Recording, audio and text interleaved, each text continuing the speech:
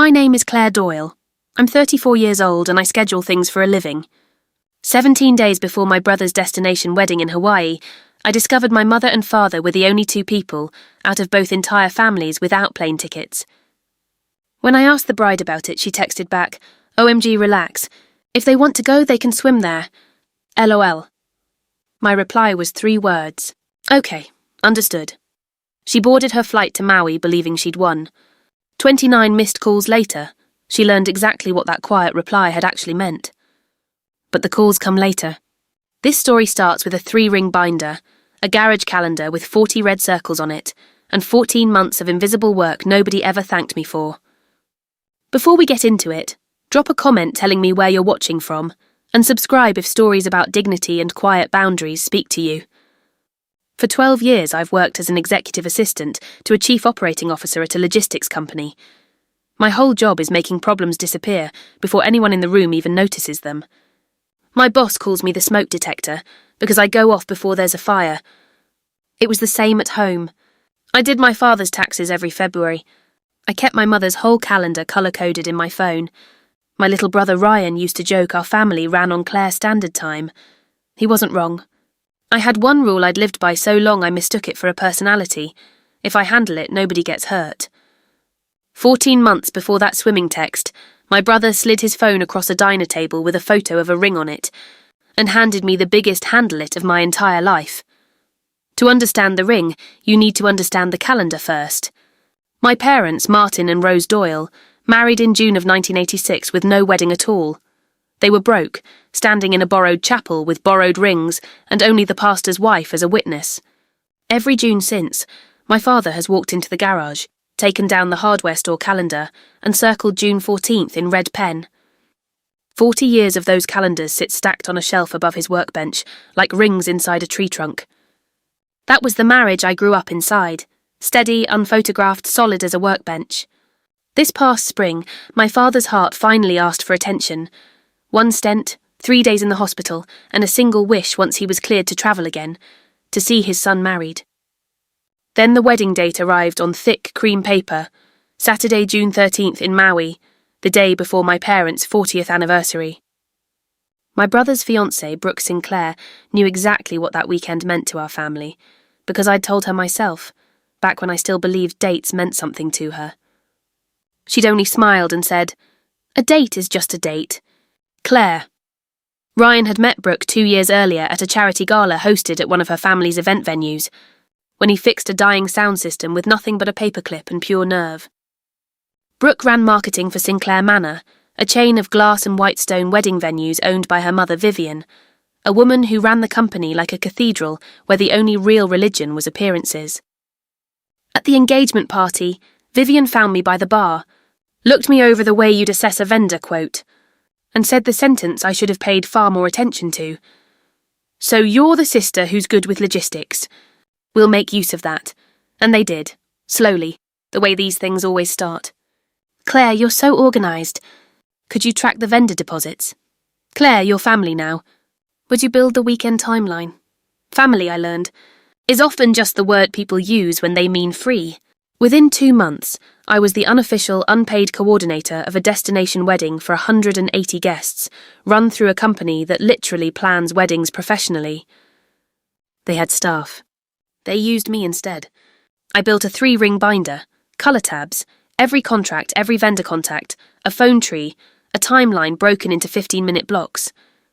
When my longtime florist friend Nadia saw it, she whistled and said Sinclair Manor would normally charge $4,000 for a binder like that. I built it for diner coffee and a thank you that never came. And I want to be honest, I knew I was being used. Finding patterns is literally my profession, but my brother would squeeze my shoulder and say the wedding only felt possible because of me. And my mother would ask what song they'd play for the mother-son dance. And my father started doing his physical therapy twice a day, just so he'd be strong enough to walk in Maui. So I stayed on the job. You can see the trap clearly and still stand in it, if the people you love are standing in it with you. The first real cut came as a photograph, an engagement shoot at the flagship venue where my parents were invited, my mother in her good dress with lemon bars nobody touched. I saw the finished gallery before the website ever did, and loved one shot especially. The whole group on the terrace steps, my father's hand on Ryan's shoulder, my mother mid-laugh. When the spread went live the following week, that exact photo was there, cropped. The frame now began at Ryan's shoulder and ended at Vivian. My parents were simply gone. When I called Brooke about it, she didn't even pause. It's about composition, Claire. Some people belong in the picture. Some people are the background. I fixed it quietly, printed the original, framed it, hung it in my mother's hallway, and told myself I was protecting her. I was really just protecting the arrangement. In January, Sinclair Manor announced they'd handle all travel for immediate family on both sides. Flights, rooms, island transfers, everything, and for once I was genuinely relieved. The venue itself, a private estate on Maui's North Shore, operated entirely by manifest. Guests arrived on a locked guest list, moved on chartered shuttles, and slept in a room block the company alone controlled. My mother found a dress on a spring clearance rack for $89 and practiced walking in new sandals around the living room, while my father timed her, laughing. My father asked for exactly one thing, an aisle seat for the legroom, tapping his chest like it was a co-worker he'd forgiven. Here's what I noticed, because noticing is my entire profession. Travel was the one part of this wedding I was never allowed to touch. Every other list crossed my desk eventually. This one never did. Twice I asked the travel desk for my parents' confirmation numbers, just to log them properly. And twice I got the same smooth deflection. The travel desk has it handled. I wrote a note in my own binder. In actual ink, get confirmations by May the 1st, I saw the flag. I pulled the thread anyway, and trusted the machine to be honest with me. By spring, through my florist friend, I'd learned what this wedding actually was underneath its surface. A cluster of unrelated guest names turned out to be commercial lenders and a hospitality debt bank representative. And word eventually reached me, second-hand, over wine at an industry mixer, that Sinclair Manor was leveraged to the roofline and quietly in trouble with a refinancing deal. This wedding was the show. One flawless weekend, one flawless family, glowing in front of exactly the right money. I watched Vivian review a seating chart with 2 fingers the way my boss reviews a balance sheet, murmuring about optics. Nobody ever says the word desperate out loud in that world. You just cater it.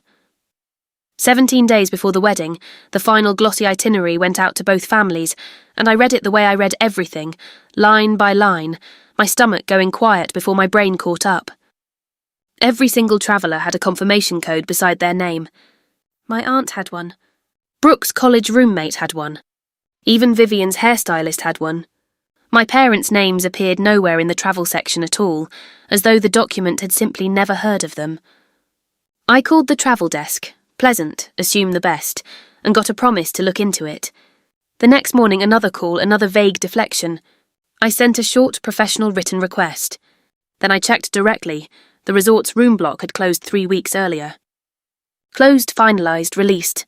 3 days of silence passed while I watched my mother iron a dress that might have nowhere to go. On the 4th morning, the travel desk finally replied with a single sentence. Per the family, that portion of the list was finalised. I sat in my car outside my office and read those 6 words until they stopped pretending to be an accident. That night, in the shared wedding party group chat, I typed a clean, factual flag. My parents had no flights and no room. The travel desk called the list finalised. Could someone please help fix it today? The reply, when it came, is one I've read so many times I could recite it in my sleep. OMG, relax. If they want to go, they can swim there. LOL, followed by a small blue wave emoji, cheerful as a signature. Her maid of honour tapped a laughing reaction onto it. I typed back the only thing I knew for certain to be completely true. Okay, understood. She thought she'd ended the conversation. She had actually just started a countdown, and only one of us could hear it ticking.